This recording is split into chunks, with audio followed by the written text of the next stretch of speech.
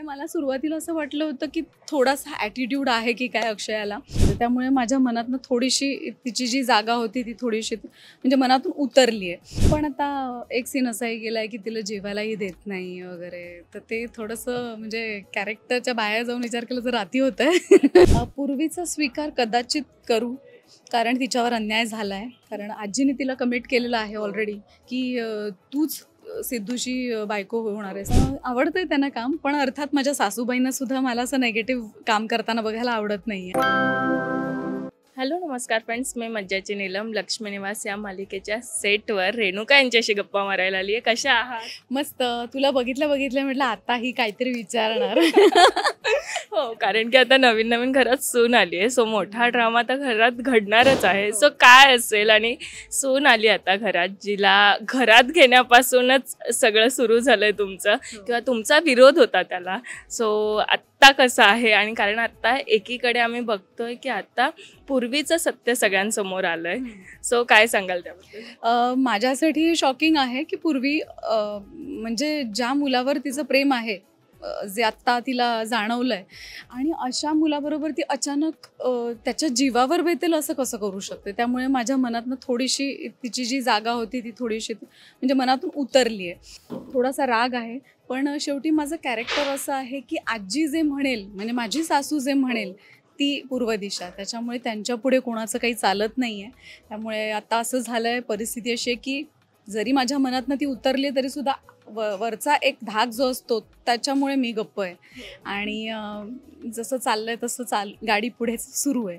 हो, पण आता भावना घरी आली आहे आणि तिला तुम्ही विरोध करताय, आणि हे अनेक प्रेक्षकांना मान्य नाही आहे, कारण की त्यांचा तुम्हाला विरोध होता असं दिसतंय. सो त्या सगळ्याबद्दल काय सांगायला आवडेल? मुळात भावना या घरात जी आली आहे ती तिच्या मर्जीने आली नाही आहे. सिद्धूने तिला जबरदस्ती आणलं आहे, आणि आमचाही विरोधच आहे, तरीही त्याने तिला आणलं आहे. बोलता काही येत नाही, कारण आपल्याच मुलांनी असं केलेलं आहे. त्यामुळे खूप म्हणजे चिडून पण काही करू शकत नाही, कारण म्हणजे काय बोलणार आता ह्याच्यावरती. राग वगैरे सगळा व्यक्त करून झालेला आहे.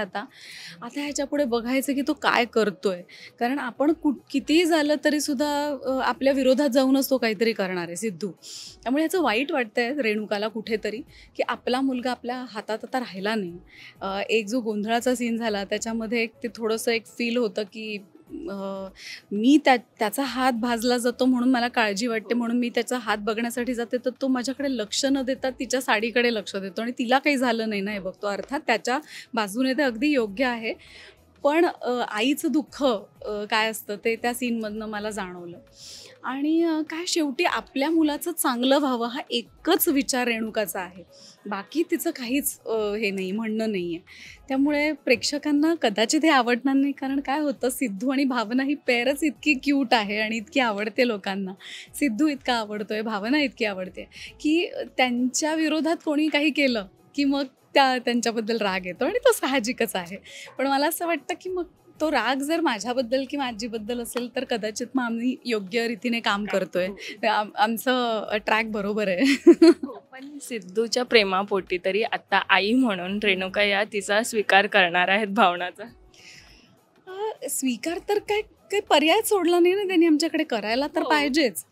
पण आता एक सीन असाही गेला आहे की तिला जेवायलाही देत नाही वगैरे, तर ते थोडंसं म्हणजे कॅरेक्टरच्या बाहेर जाऊन विचार केला तर राती होत आहे. म्हणजे पल्लवी म्हणून जर विचारलं तर हे जरा अतिरेक आहे. पण आता स्क्रिप्टची डिमांड असते, कारण त्याच्यातनं काहीतरी ड्रामा घडत असतो, आणि मला असं वाटतं प्रेक्षकांनी ह्याच्याकडे ना एक अशा अर्थाने सुद्धा बघावं की अशा गोष्टीसुद्धा समाजात घडत आहेत. त्याच्यामुळे आपण जर एखाद्या आपल्या मुलीला किंवा आपली मुलगी जर एखाद्याच्या प्रेमात पडली किंवा असं जर काही तिच्या बाबतीत होत असेल तर काय प्रिकॉशन्स घेतल्या पाहिजेत आपण, की पुढे जाऊन तिच्या बाबतीत असं घडेल. सो ते एक आम्ही स्टोरी दाखवण्याचा प्रयत्न करतो की अशा गोष्टीसुद्धा घडतात, म्हणून हे खरं आहे असं नाही. पण हे लोकांनी आता ह्याचा विचार केला पाहिजे की त्याच्यावर ट्रोलिंग किंवा काही दाखवतात सिरियलमध्ये वगैरे, तर त्या दृष्टीने न विचार करताना की अशा गोष्टीसुद्धा आयुष्यात घडू शकतात, त्यामुळे आपण सतर्क राहायला पाहिजे, असा एक उद्देश ठेवून जर पाहिलं ना सिरियल्स, तर त्यातनं आपल्याला काहीतरी शिकता येतं. पण आता पूर्वीला घराबाहेर काढला, सो आता ती पुन्हा घरात येईल का, किंवा तुम्ही तिला घरात पुन्हा घेणार का?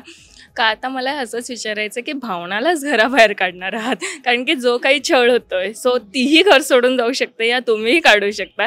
सो पूर्वीचा तुम्ही स्वीकार करणार आहात पुन्हा? पूर्वीचा स्वीकार कदाचित करू, कारण तिच्यावर अन्याय झाला आहे. कारण आजीने तिला कमिट केलेलं आहे ऑलरेडी की तूच सिद्धूची बायको होणार आहेस, त्याच्यामुळे आमची ह्या घराची सून तूच असणार आहेस. त्याच्यामुळे तिला कमिट करून बसल्यात, त्यामुळे आता पर्याय नाही आहे. त्यामुळे तिला आम्ही जवळ ठेवणार आहोत. फक्त तू तिला ताकीद देऊन ठेवले की सिद्धूला काही होता कामा नये. त्यामुळे ती आहे आमच्याजवळ. पण भावनाला काढणार की नाही आता हे तुम्ही सिरियलमध्येच बघा. पण एक आहे, जर तिला काढलं तर मग मजा नाही येणार ना.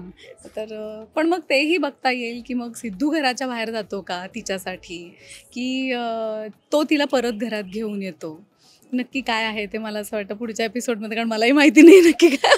पण आता मी तेच विचार की पल्लवी म्हणून हे सगळं तर तुम्ही एन्जॉय करत असाल, एक असा कोणता सीन आहे जो खूप जवळचाही वाटला, किंवा पल्लवी म्हणून तो सीन साकारताना खूप मजा आली आहे? एक जो सीन होता जो मी सिद्धूच्या थोबाडीत मारते आणि त्याला मला फार वाईट वाटतं ह्या गोष्टीचं. तो ज्या पद्धतीने वागतो म्हणजे वागला, तो मी त्याला खूप मारते. म्हणजे त्याच्यामध्ये माझं त्याला मारते ह्याचंही दुःख होतं, एका आईला किती त्रास होऊ शकतो, ते सगळं कॉम्बिनेशन होतं त्या सीनमध्ये. त्यामुळे तो सीन परफॉर्म करताना मला मजा आली. पण घरून काय प्रतिक्रिया आहेत सध्या? कारण की आत्ता पूर्णच सगळं असं बदलल्यासारखं आहे. आधी आम्हाला असं वाटायचं की रेणुका बदलतील तरी सिद्धूच्या प्रेमापोटी, पण आता त्या बदलल्या नाही आहेत. त्या तरीही त्यांच्या मतावर ठाम आहेत. आणि आता असं आहे की एक तर त्या सिद्धू आणि भावना यांना वेगळं देखील करू शकतात, असंही घडू शकतं. सो आत्ता प्रेक्षकांच्या आणि घरून काय प्रतिक्रिया आहे? घरून तर शेवटी सगळ्यांना माहिती आहे की एका आर्टिस्टसाठी जे दिलेलं आहे ते करावं लागतं. आवडतं आहे त्यांना काम, पण अर्थात माझ्या सासूबाईंना सुद्धा मला असं नेगेटिव्ह काम करताना बघायला आवडत नाही आहे. कारण मी आत्तापर्यंत सगळे पॉझिटिव्ह रोल्स केलेत. आणि आजूबाजूचे शेजारचे फ्रेंड्समधनं त्यांचेही कॉल्स येतात की अरे तू इतकी रागाने बघू नकोस, आम्हाला नाही आवडत. आणि इथे म्हणायला गेलं ना तर रेणुकाला तसा से नाही आहे. म्हणजे से आहे, पण कधी जेव्हा गाडे पाटील म्हणजे संपतराव आणि आजी सुलक्षणा गाडे पाटील ह्या दोघांच्या विचारांनी जर मी चालले तर मला से आहे. पण त्यांच्या जर मी विरोधात गेले तर मला काहीच व्हॅल्यू नाही आहे. त्याच्यामुळे माझ्याकडे पर्याय त्यांनी ठेवला नाही आहे. मला असंच वागावं लागतं. त्यांच्या पावलावर पाऊल ठेवून मी पुढे चालले. पण आता ना सेटवर गोंधळ होतोय आणि ह्या सगळं वातावरण तुम्ही किती असं छान वाटतंय की, कारण की आता कलाकार असल्यावर आपल्याला इतकं काही बाहेर जाता येत नाही किंवा घरचे कार्यक्रम असतात आणि खूपदा तिथे जाता येत नाही, पण सेटवरच जेव्हा असे कार्यक्रम होतात तेव्हा किती छान वाटतं. खूपच छान वाटतं. म्हणजे त्या दिवशीच आम्ही म्हणत होतो की गोंधळी बोलवले होते आणि त्यांनी इतकं सुंदर त्यांचं गाणं म्हणा किंवा ओव्हरऑल ते सगळी पूजा मांडणं आणि ते सगळं इतकं सात्विक आणि इतकं छान वातावरण झालं ना या सेटचं, की आपल्याला असं वाटतं की आपण घरी पूजा घालतो तेव्हा कसं एक वातावरण शुद्धी होते ना, तसंच आम्हाला असं ह्या सेटवर असं शुद्धीकरण झाल्यासारखं वाटलं. आणि खूप छान म्हणजे ॲम्बियन्स होता तो. असं आम्ही खरंच त्या म्हणजे पूजा मांडली होती, त्याची पूजा केली, नमस्कार केला, हळद कुंकू वाहून, देवीला फूल वगैरे वाहून, आणि छान असं पॉझिटिव्ह वाटलं खूप. असं पण जोगतीनबाईने देखील भावनाचं कौतुक केलं आणि सांगितलं की हीच या घरची खरी सून आणि ही जी सून आहे हिच्यासारखी दुसरी सून मिळणार नाही या घरासाठी. सो आत्ता तरी पुन्हा तेच बोलेल की भावनाचा स्वीकार करावा असं मलाही वाटतं. तू म्हणतेस म्हणून मी करेन, पण आमचे दिग्दर्शक आणि आमचे स्क्रीन प्ले रायटर, आमचे चॅनल काय म्हणतील त्याप्रमाणेच मला वागावं लागेल. पण तरी तुझा मी विचार नक्की करेन. पण मला आता हेच विचारायचं की पल्लवी आणि अक्षय त्यांचं किती छान बॉन्डिंग आहे. अक्षय खूप गोड आहे, खूप म्हणजे खूप गोड आहे. म्हणजे मला सुरुवातीला असं वाटलं होतं की थोडासा ॲटिट्यूड आहे की काय अक्षयाला, कारण मी हार्दिकला ओळखत होते पहिल्यापासून. पण हार्दिक जितका बडबड्या आहे तितकी अक्षया थोडीशी सॉफ्ट आहे. म्हणजे तिची एकदा ओळख झाली की ती एकदम दिलखुलास बोलते. पण मला सुरुवातीला असं वाटलं होतं की ही आपलं जुळेल नाही हिच्याशी, कारण सगळे सीन्स आपल्याला तिच्यावर करायचे. पण जशी मी आहे ना, मी माझाही स्वभाव तसाच आहे की मी सुरुवातीला मी थोडीशी कोशात असते माणूस ताचपडेपर्यंत, आणि मग नंतर एकदा ओळख झाली की मग मी बोलते. तोपर्यंत मी सुद्धा अशी जरा शेलमध्येच असते. तर तशीच ती पण मला वाटली. पण त्याच्यामुळे मला असं वाटतं की आमचं चांगलं जुळतंय आणि जुळेलच आहे, आणखीन छान जुळेल आमचं. येस, नक्कीच. आणि तुमची ऑफस्क्रीन आणि ऑनस्क्रीन दोन्ही केमिस्ट्री बघायला प्रेक्षकांना आणि आम्हाला देखील खूप आवडते. सो मला आता हेच विचारायचं आहे की गाडे पाटील यांच्या घरी आता आणखी नेमकं पुढे काय घडणार आहे हे प्रेक्षकांना काय? आता प्रेस कॉन्फरन्स बोलवलेली आहे आणि अधिराजला पुढे केलं, कारण सिद्धिराज नाही आहे, सिद्धू नाही आहे सध्या घरात. त्यामुळे आता काय करणार, तर नाव म्हणजे नाक कापलं जाऊ नये यासाठी कोणीतरी पुढे एक घेतलं पाहिजे लीडरशिप म्हणून. त्यामुळे आता तात्पुरतं आपण अधिराजला पुढे करूया असा एक सीन झाला आहे. आणि आता प्रेस कॉन्फरन्स आली. आता त्या प्रेस कॉन्फरन्समध्ये नक्की काय होईल हे आता बघूया आपण. कदाचित तुमची इच्छा पूर्ण होईल, भावनासुद्धा बोलू शकते त्या प्रेस कॉन्फरन्समध्ये, असंही होऊ शकतं. त्याच्यामुळे आता बघूया काय होतं. येस, नक्कीच सगळे बघतील आणि तुम्हाला नक्कीच प्रतिक्रिया कळवतील. So thank you so much. Thank you. Marathi मनोरंजन सृष्टीमधील मालिका, चित्रपट, नाटक तसेच कलाकारांबद्दलच्या नवीन अपडेट्स जाणून घेण्यासाठी नक्की सबस्क्राईब करा इट्स मज्जा मराठी या आपल्या नवीन यूट्यूब चॅनलला.